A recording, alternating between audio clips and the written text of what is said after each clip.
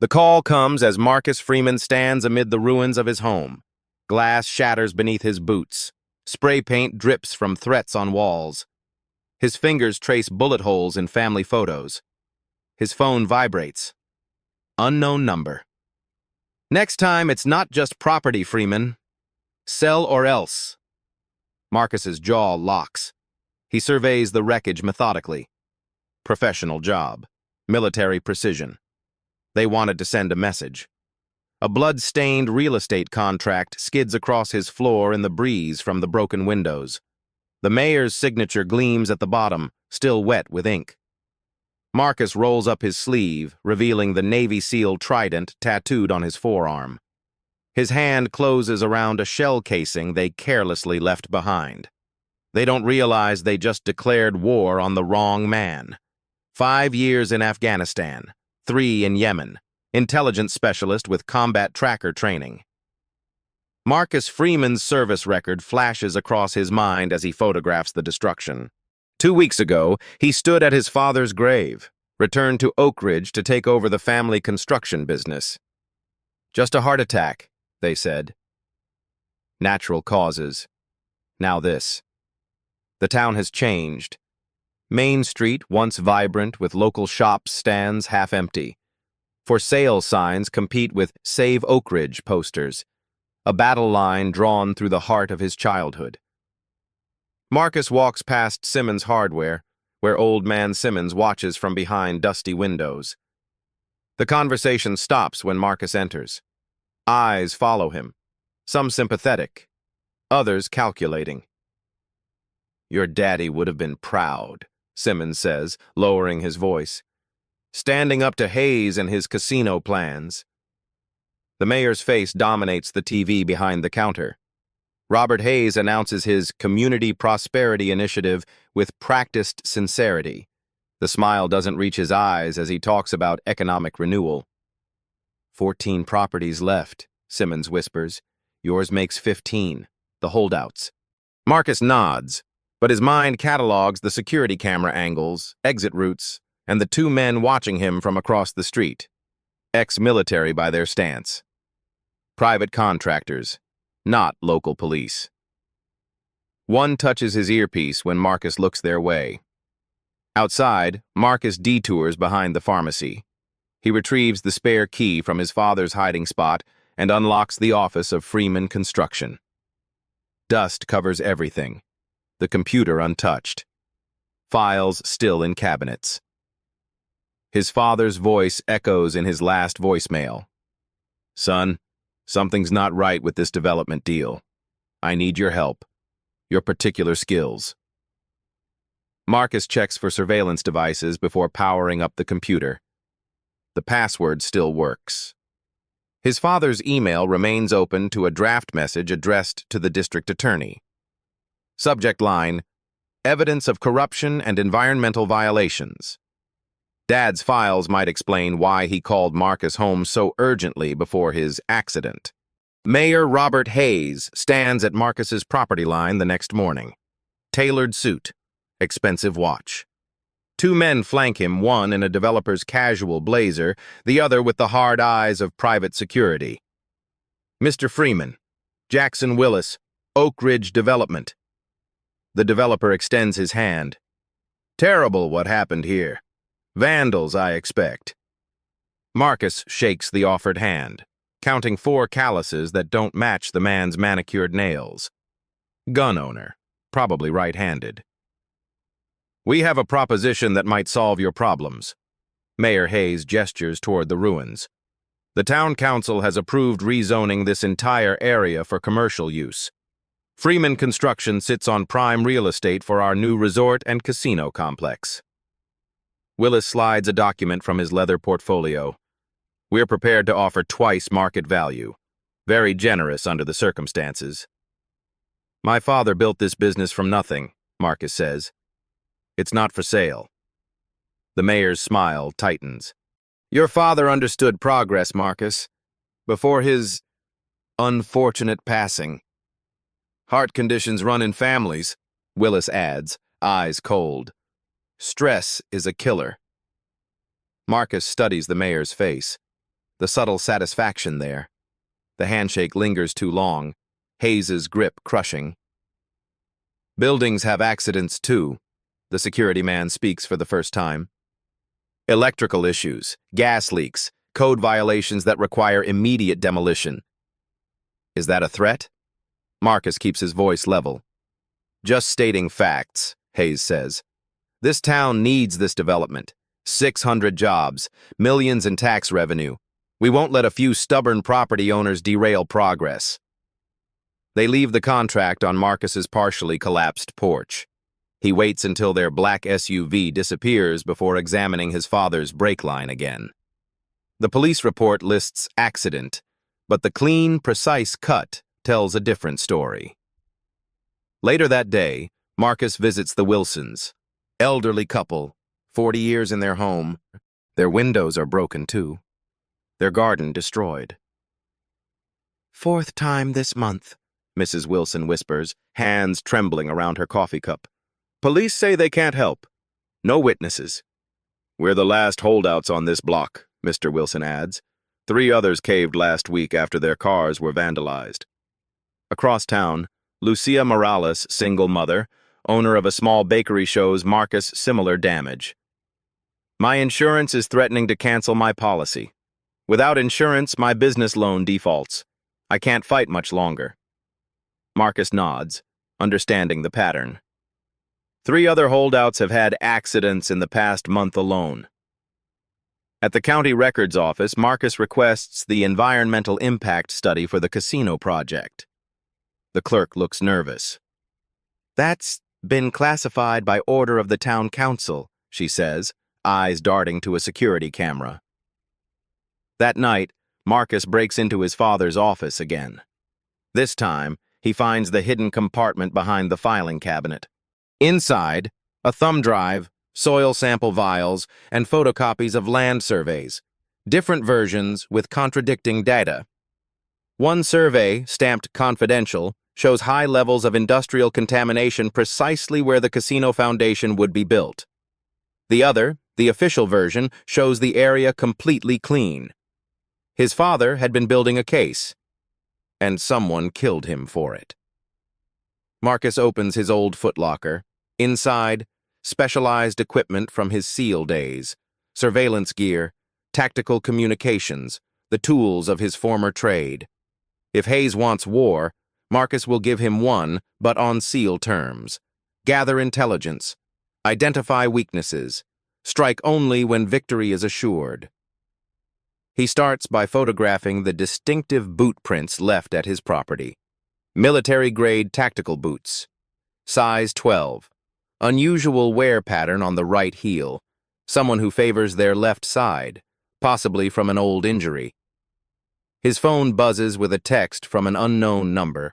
"My office, tomorrow, 2 p.m. Tomorrow. 2. Come alone. D.A. Alvarez." The district attorney. The same person his father tried to contact before dying. Marcus sleeps with his back to the wall that night, a trap rigged to the door, and his father's case files spread around him like battle plans. The police cruisers arrive at 6 a.m., lights flashing, no sirens. Chief Daniels leads 4 officers through Freeman Construction's front door with a search warrant in hand. "Anonymous tip," Daniels says, not meeting Marcus's eyes.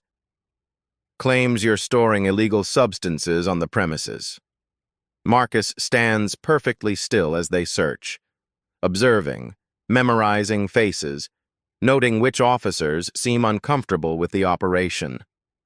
Officer Rodriguez finds the package in the supply closet, wrapped in plastic, half a kilo of cocaine that wasn't there last night. The handcuffs click shut, but Marcus smiles faintly. "Marcus Freeman, you're under arrest for possession with intent to distribute," Chief Daniels announces loud enough for the gathering crowd to hear. The perp walk is deliberate. Past news cameras, down Main Street where everyone can see. A message to the remaining holdouts. At the station, Marcus sits in the interview room counting exits, cataloging security cameras, observing shift changes. His SEAL training converts the police station into a tactical map in his mind. We also found evidence linking Freeman Construction to building code violations throughout town, Chief Daniels tells the reporters gathered outside. Falsified inspection documents, substandard materials. The investigation is ongoing. Marcus's cell neighbor is a thin man with nervous eyes, arrested for petty theft. Hayes says to tell you he can make this all go away, the man whispers when the guards step away. Sign over the property. Charges disappear. Marcus says nothing, but notes how quickly the mayor's name emerged. The corruption runs deep.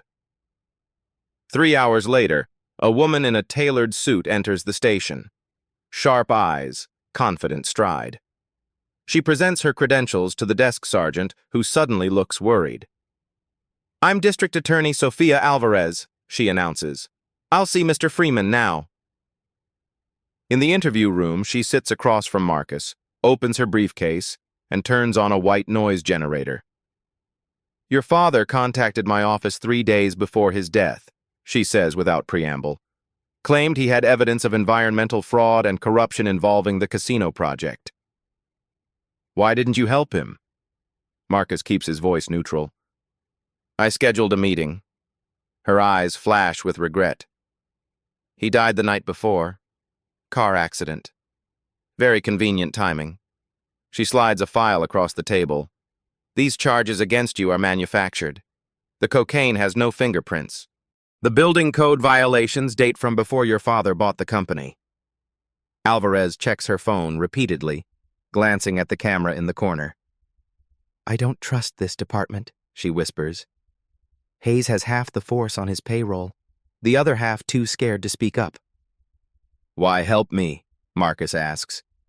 Because 3 suspicious deaths connected to property disputes in 6 months isn't coincidence. She slides her business card under his arrest report. Don't say another word. I'll have you out by morning. Marcus memorizes the handwritten note on the back of her card. Your father was right. Need proof to move against Hayes. Federal jurisdiction.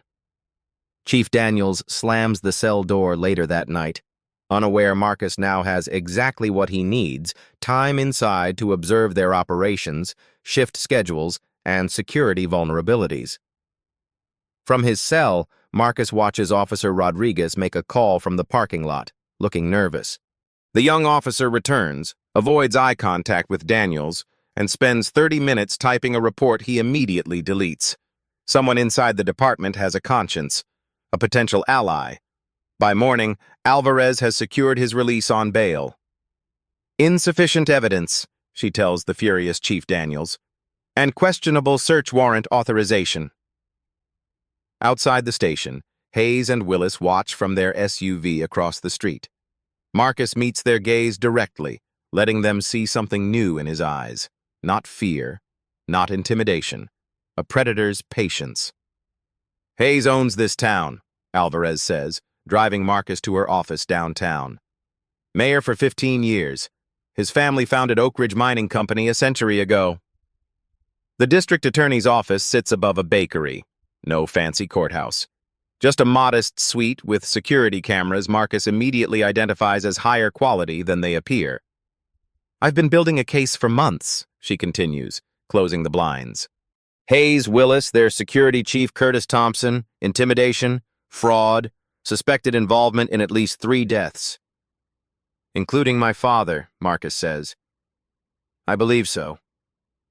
Alvarez slides the autopsy photos across her desk. Your father noticed something. It got him killed. The brake line cut, clean, professional, not the work of random vandals. Why haven't you moved against them? Marcus asks. Hayes controls the police, the council, even the local judge. Frustration edges her voice. I need federal-level evidence, environmental crimes, wire fraud, something that bypasses local jurisdiction. Marcus studies the woman across from him. Harvard Law diploma on the wall, photos with senators, a fighter with principles but limited resources. My father trusted you, he says finally. He came with concerns about the land surveys, suspected the environmental impact study was falsified.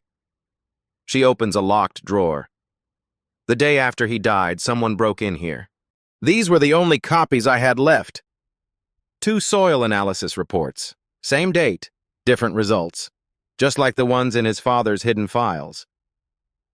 The casino site was previously occupied by Hayes Chemical Storage, closed in the 90s.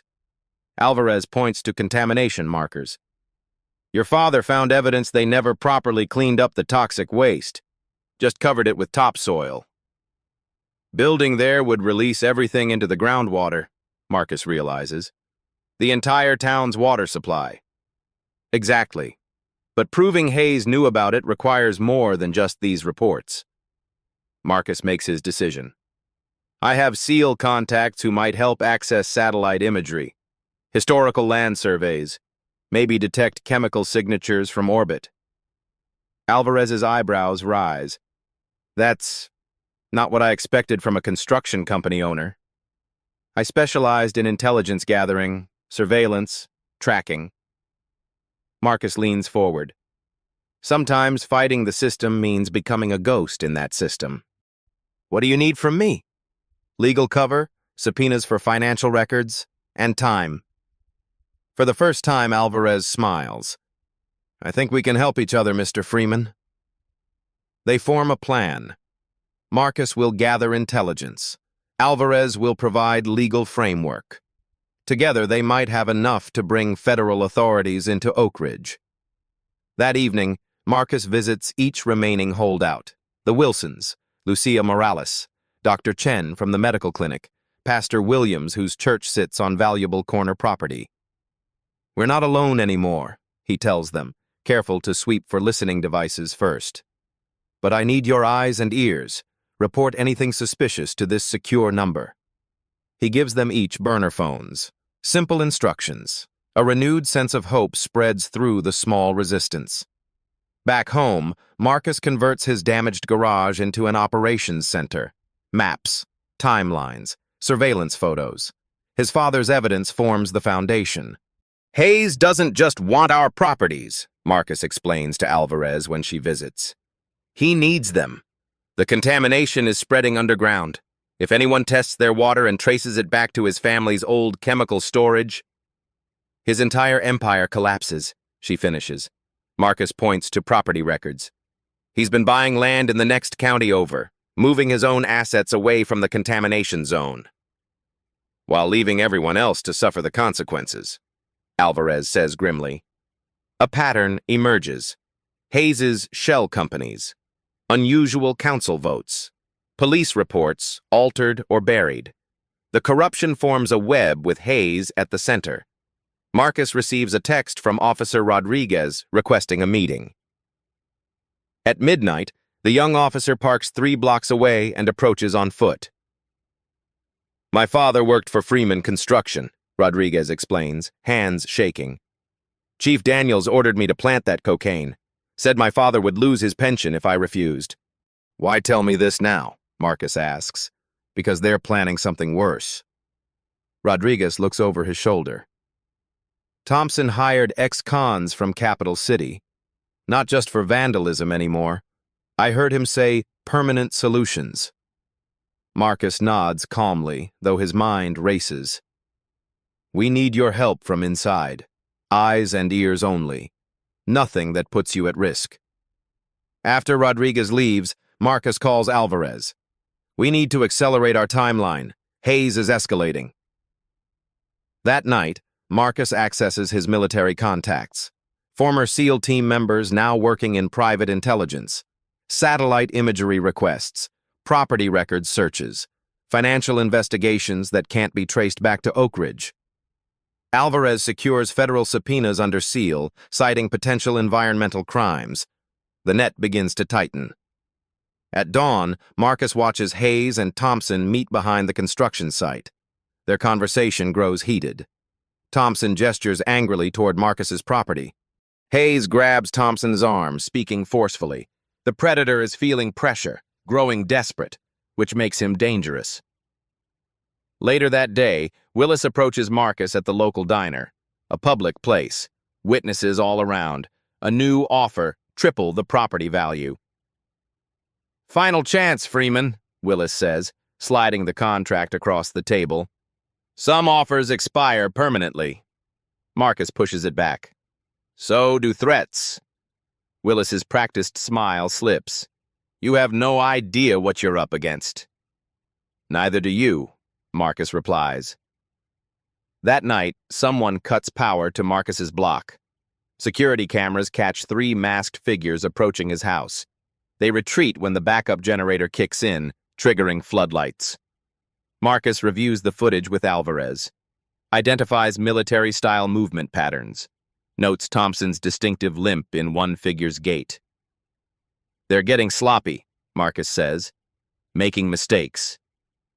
Or desperate enough not to care anymore, Alvarez counters. An email arrives from Marcus's SEAL contact. Satellite imagery processing complete. Ready for secure download. The evidence is accumulating, the trap nearly set. Marcus just needs time to spring it. They've scheduled the demolition. Lucia Morales bursts into Marcus's temporary office, waving a notice. 3 days. All remaining acquired properties. Marcus examines the document. Official town letterhead. Expedited permits. Safety concerns cited as justification. They can't legally demolish properties they don't own, Alvarez says over the secure line. When has legal stopped Hayes? Marcus responds.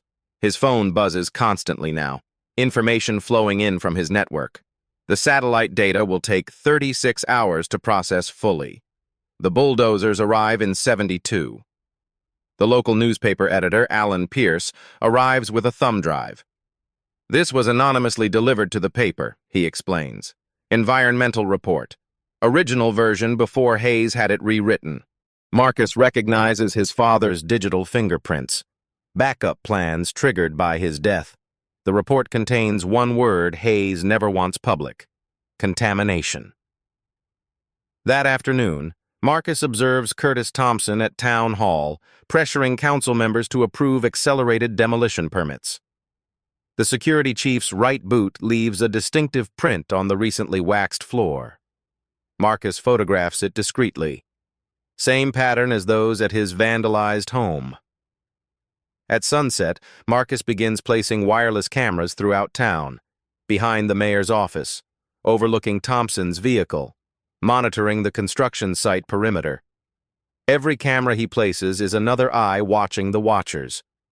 Using Officer Rodriguez's access card, Marcus enters the police station's server room during shift change. 5 minutes to install a backdoor into their system. Digital breadcrumbs leading to Hayes, not the whistleblower officer. Alvarez calls with news.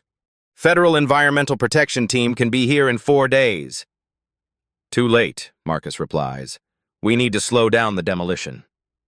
He activates the next phase that night. Small but strategic disruptions. Construction equipment mysteriously disabled. Permit paperwork misplaced. Council members receiving anonymous evidence of Hayes' environmental cover-up. Hayes responds by doubling security. Armed guards at the construction site. Police patrols past holdout properties. Marcus watches from shadows as Thompson inspects the damaged equipment, rage visible even from a distance. The security chief kicks a generator, further damaging it. A vulnerability. Emotional. Impulsive. Marcus's SEAL network delivers preliminary satellite analysis. Historical images showing waste barrels being buried at the casino site 20 years ago. Thermal imaging suggesting chemical seepage into groundwater. We need soil samples from the actual site, Marcus tells Alvarez. Current ones, legally obtained with chain of custody. That's impossible. It's guarded 24/7. Not impossible, just difficult. Marcus surveys the construction site from a neighboring rooftop, memorizes guard patterns, identifies blind spots in their security camera coverage, plans his approach. The clock ticks louder. Demolition permits approved. Equipment being positioned. Hayes appearing on local news promoting the revitalization initiative while protesters gather outside town hall. Marcus sends a coded message to his SEAL contacts. Contingency Alpha. Their response comes within minutes. Assets deploying. The final pieces move into position. Midnight.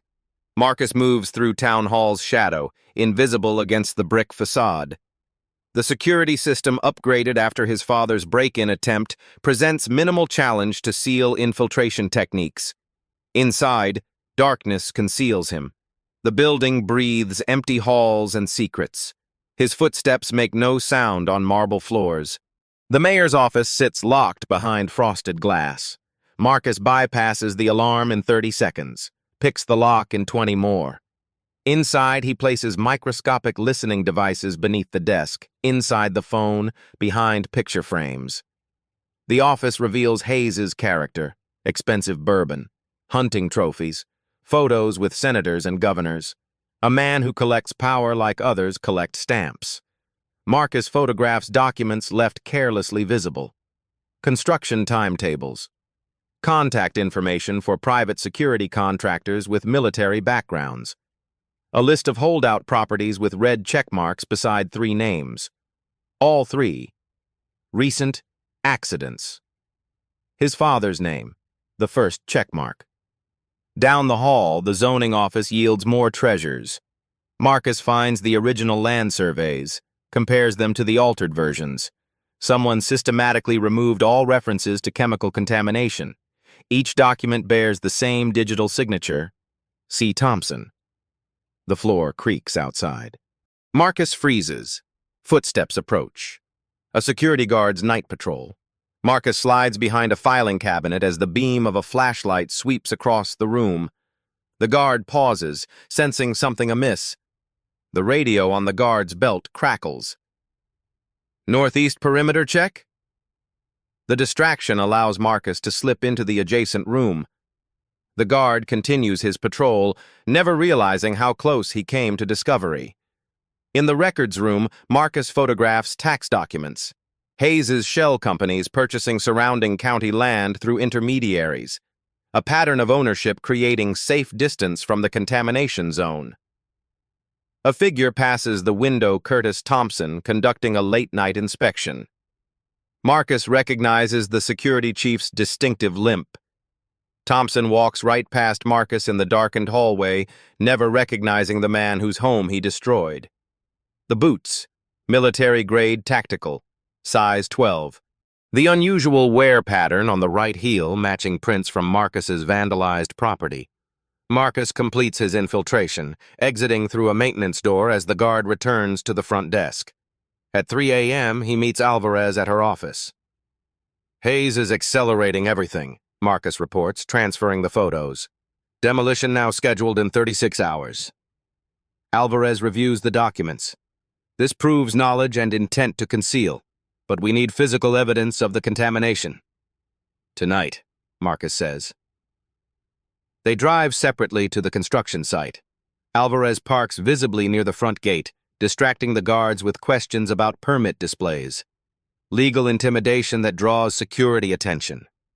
Meanwhile, Marcus approaches from the blind spot he identified, cuts the perimeter fence, enters the site carrying specialized collection equipment. The location matches his father's notes. Former chemical storage area, now marked for Casino Foundation. Marcus collects soil samples from 3 different depths, labels each precisely, documents the collection with time-stamp photos. A guard's flashlight sweeps nearby. Marcus remains motionless in the shadow of a bulldozer until the patrol passes. Samples secure, he retreats the way he came, reseals the fence cut, leaves no trace of his presence. Alvarez receives the samples in an evidence bag. I'll have these tested by an independent lab in Capital City, results by morning. Dawn reveals the scale of Hayes's operation. Demolition equipment assembled around the holdout properties. Police barricades established. Media invited to cover the community revitalization kickoff. The lab results arrive by encrypted email. The mayor's voice on a recorded call is crystal clear. Make the problem disappear. The soil tests confirm what his father suspected. Enough toxins to poison half the county. Chemical signatures matching Hayes family industrial operations. Concentrations far exceeding legal limits. Marcus forwards everything to his federal contacts, coordinates with Alvarez to establish legal chain of evidence. The case building hour by hour. That afternoon, Hayes holds a press conference announcing demolition will begin at sunrise tomorrow. Progress waits for no one, he declares, cameras flashing. Behind the podium, Thompson watches the crowd with predatory eyes. His gaze finds Marcus standing at the back. Recognition flickers. Confusion follows. Then, realization.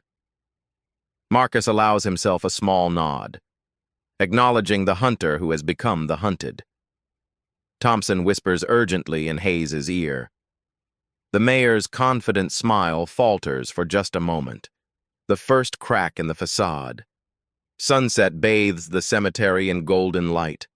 Marcus kneels at his father's grave, placing fresh flowers against the headstone. "We're close, Dad," he whispers. Hayes is getting nervous, making mistakes.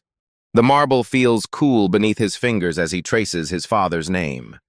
For the first time since returning to Oak Ridge, Marcus allows the grief to surface. Tears come silently, released after weeks of focused determination. "I'm sorry I wasn't here when you needed me." Around him, the cemetery stands empty, except for an elderly groundskeeper in the distance. Birds call from ancient oaks, a moment of peace before the final confrontation. At the Wilsons' home, Marcus delivers good news. The other holdouts gather in the living room, hope kindling in tired eyes. "The Federal Environmental Protection Team has the evidence," Marcus explains. "Soil samples, altered documents, Hayes' knowledge of the contamination." "Will it be enough?" Mrs. Wilson asks, her hands steadier now. "Alvarez thinks so. The satellite imagery proves historical dumping at the site. 20 years of chemical seepage into groundwater." Relief spreads across worried faces. The first real possibility that David might defeat Goliath. Later, alone in what remains of his home, Marcus allows himself a rare, vulnerable moment. He opens the family photo album saved from the destruction. Pictures of his parents at the construction company founding. His father teaching him to build his first birdhouse. High school graduation before he left for the Navy. The grief comes in waves. Marcus doesn't fight it this time. Let it flow. Process. Release. Dawn breaks over his father's headstone. By sunset, everything will change. Through the window, Marcus notices an unfamiliar vehicle parked down the street. Dark sedan. Tinted windows. Someone watching his home. Hayes' desperation grows as the walls close in. The most dangerous phase begins. Marcus sends the satellite images to Alvarez's secure server. The evidence proves what they've done. Now he just has to survive long enough to show everyone. He wipes his tears, puts the photo down. Time to finish this. Finish. The final pieces are in place. The trap set. All that remains is to spring it and hope he's calculated correctly. Demolition begins in 2 hours, Officer Rodriguez reports, voice low. Hayes has brought in contractors from outside the county. They don't ask questions. Marcus reviews the surveillance feeds on his laptop. Construction equipment surrounds the holdout properties. Police establish perimeters for public safety. News vans gather for Hayes' triumphant moment. "Has Thompson sent his people for me yet?" Marcus asks. Rodriguez nods. 3-man team, ex-military. They left the construction site 20 minutes ago. Marcus closes the laptop. Everything proceeding according to plan. "Time to disappear," he tells Rodriguez. "Whatever happens next, you weren't involved." The young officer hesitates. "My father worked 30 years for your dad. He always said Henry Freeman was the most honest man in Oak Ridge." "Thank you," Marcus says simply. "Now go." As Rodriguez drives away, Marcus activates the final protocol on his phone. A message to all his SEAL contacts. Execute endgame. 3 blocks away, Alvarez receives the signal. She makes one call to the federal prosecutor's office, then drives to the county courthouse. At the construction site, Mayor Hayes surveys his imminent victory. Cameras capture his confident smile as he outlines the casino's economic benefits. Jackson Willis distributes artist renderings to reporters. Curtis Thompson coordinates security, eyes constantly scanning for threats. "Where's Freeman?" Hayes demands between photo opportunities. "Teams are securing him now," Thompson replies, touching his earpiece. "No word yet." Hayes frowns. "I want him here to watch this. Front row seat." The black SUV approaching Marcus's house carries 3 men with tactical gear beneath civilian clothes. They move with military precision, surrounding the property. The leader signals, front and back simultaneously. They breach the doors with practiced efficiency, clear each room methodically, find nothing. No Marcus, no equipment. The house stands empty. "Target not present," the leader reports to Thompson. At that exact moment, Thompson's phone chimes with a text message. An image. Thompson himself, photographed placing the cocaine in Marcus's office. Timestamp. GPS coordinates. Irrefutable. Before Thompson can respond, every digital screen at the construction site, phones, laptops, even the presentation display, receives the same video clip. Hayes discussing how to handle the Freeman problem permanently. The mayor's face drains of color as his own voice plays through the media speakers. "What the hell is this?" Hayes grabs Thompson's arm. "We've been compromised," Thompson hisses, already calculating escape routes. Too late. Federal agents in windbreakers appear at the perimeter. Alvarez stands beside them, warrant in hand. "Robert Hayes," she announces, voice carrying across suddenly silent construction equipment. "You're under federal investigation for environmental crimes, wire fraud, and conspiracy." Cameras swivel from Hayes to Alvarez. The mayor recovers quickly, political instincts kicking in. "This is ridiculous," he laughs for the cameras. "A desperate stunt by property owners trying to block progress." "The evidence suggests otherwise," Alvarez continues, unfolding documents. "We have satellite imagery showing chemical waste dumped at this site, soil samples confirming toxic contamination above legal limits, and documentation proving you knowingly concealed these facts." Hayes maintains his composure, but Willis begins edging toward his vehicle. Thompson's hand moves subtly toward his concealed weapon. "Furthermore," Alvarez continues, "we have evidence linking your administration to acts of vandalism, intimidation, and tampering with federal environmental reports." Thompson makes his decision.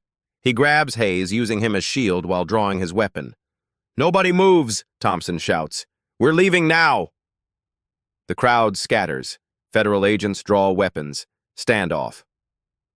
"Think carefully, Thompson." A calm voice cuts through the chaos. Marcus steps into view from behind a bulldozer, hands empty, posture relaxed but alert.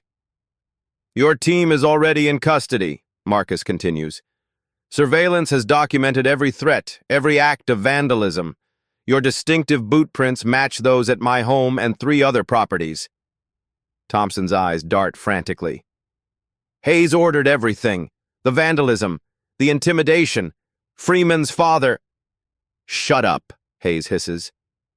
Too late. The shock ripples through the crowd. Reporters lean forward. Cameras focus. "What about Henry Freeman?" Alvarez demands. Thompson sees his only leverage. "Hayes ordered the brake lines cut, said the old man found proof of the chemical contamination, was going to the feds." The mayor's face contorts with rage. "You idiot! He's manipulating you!" One by one, the council members start turning on each other, desperate to cut deals. The police chief suddenly remembers urgent business elsewhere. Willis makes a break for his car, but finds federal agents waiting. Marcus approaches Thompson slowly. "You have military training. You understand tactical reality. This ends one way: surrender now, cooperate, reduce your sentence." Thompson's resolve wavers. His weapon lowers slightly. In that moment, Hayes lunges for the gun. A brief struggle. The weapon discharges skyward. Federal agents swarm both men, bringing them down. As Hayes is handcuffed, he stares at Marcus with pure hatred. How? How did you do this? Marcus kneels beside the fallen mayor. You destroyed my home, threatened my neighbors, killed my father. Did you really think I wouldn't bring every skill I had to ensure justice? Alvarez approaches with federal agents. We've received the banking records, multiple shell companies, funds transferred through offshore accounts, the entire financial structure of the casino project. She turns to the federal agent in charge. This isn't just about property damage anymore. It's about murder. The evidence unfolds layer by layer before cameras and stunned residents. Physical evidence. Land surveys systematically altered to conceal contamination. Soil samples showing chemical levels 20 times legal limits. Satellite imagery tracking the waste from Hayes chemical storage to unmarked burial sites. Audio recordings. Hayes ordering intimidation tactics. Thompson discussing permanent solutions for holdouts. Willis admitting knowledge of the contamination while planning to sell casino ownership before problems emerged. Financial records. Shell companies. Money laundering. Bribes to officials. The entire corrupt enterprise exposed in meticulous detail. Marcus watches as federal agents lead Hayes, Thompson, and Willis to separate vehicles. The mayor's political smile finally crumbles, the predator cornered by his own prey. Alvarez joins Marcus as residents gather around them. Your father would be proud, she says quietly. He started this, Marcus replies. I just finished it. The Wilsons approach, tears streaming down Mrs. Wilson's face. How can we ever thank you? By rebuilding, Marcus says. All of us together. News cameras capture everything. The corrupt officials in handcuffs, the relieved property owners, the federal environmental team already beginning containment assessment. The story explodes beyond Oak Ridge. Regional news picks it up first. Then national. Small-town corruption exposed. Environmental crime prevented. Justice for Henry Freeman. As evening falls, Marcus stands where it began, his damaged home. The demolition equipment sits abandoned. The holdout properties safe. Federal agents process evidence where casino groundbreaking was scheduled to occur. His phone buzzes with a message from Alvarez. Thompson's full confession obtained. Hayes and Willis negotiating plea deals turning on each other. Chief Daniels suspended pending investigation. Justice moves swiftly when evidence is overwhelming. Marcus looks at the photo of his father one last time before carefully placing it in his pocket. The battle won. The war over. Tomorrow, rebuilding begins. 6 weeks later, Marcus stands before the newly elected town council. The meeting room overflows with Oak Ridge residents. The federal environmental team confirms Hayes Chemical Storage contaminated groundwater beneath the proposed casino site, Marcus explains, displaying test results on the projection screen. Had construction proceeded, toxic chemicals would have spread throughout the water table. Murmurs ripple through the crowd. The narrow escape finally understood. Furthermore, federal investigators have traced similar contamination to 3 other Hayes family properties. Remediation efforts begin next month. The interim mayor, formerly the high school principal, nods gravely. And the legal proceedings? Hayes, Willis, and Thompson remain in federal custody, Marcus continues. All have been denied bail as flight risks. Conspiracy, fraud, environmental crimes, and, his voice steady now, the murder of Henry Freeman. Applause breaks out. Justice visible and tangible. Alvarez steps forward, now running for district attorney without opposition. 17 officials have been implicated in the corruption investigation. The federal prosecutor expects more arrests as they follow the money trail. Outside the council meeting, Marcus walks with the Wilsons through a neighborhood transformed. Construction crews repair damaged homes.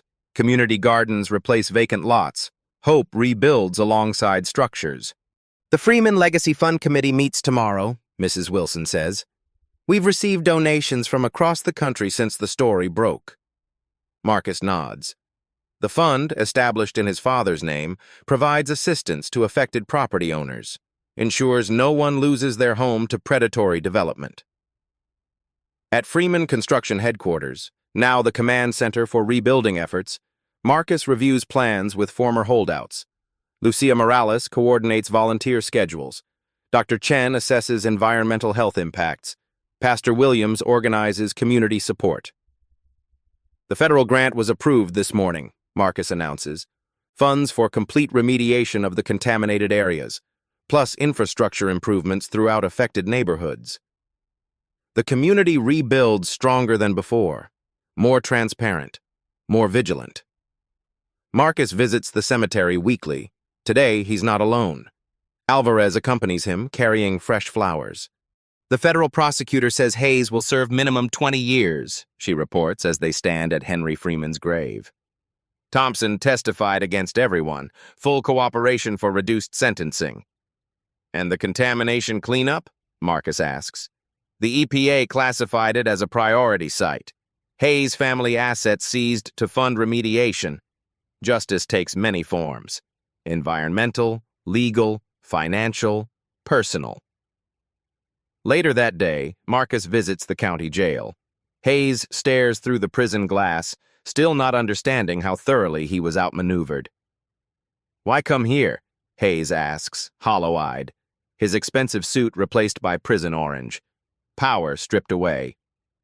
"To make sure you understand," Marcus replies.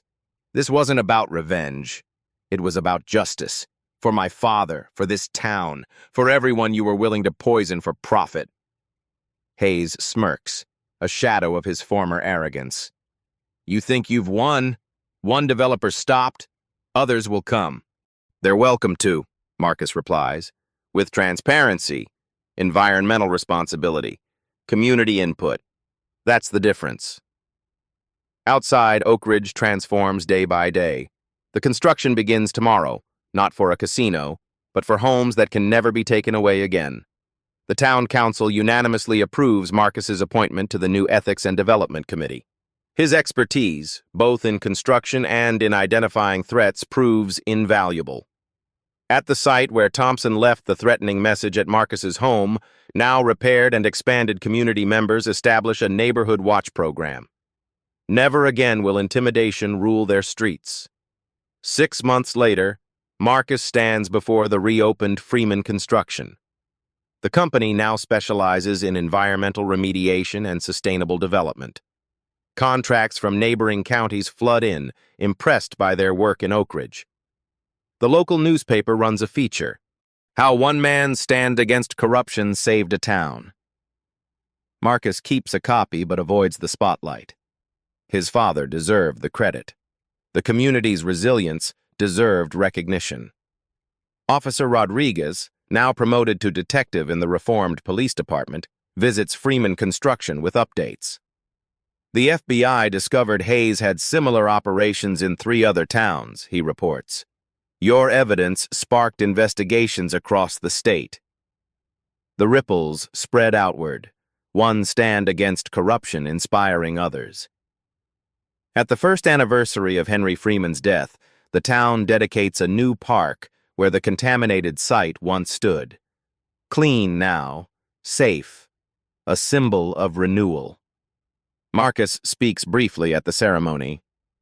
My father believed in building things that last, structures with solid foundations, communities with moral courage, a legacy of standing firm against those who would sacrifice others for personal gain. He unveils the small monument. Not elaborate, just honest, like the man it honors. Afterward, Marcus walks with Alvarez through the park. Children play on equipment where toxic soil once lurked. Families picnic where corruption once festered. The state attorney general called, Alvarez mentions. They're reviewing similar development projects across 3 counties, looking for the same patterns we exposed here. Marcus nods. Sometimes the most important battles are fought not on foreign soil, but right at home.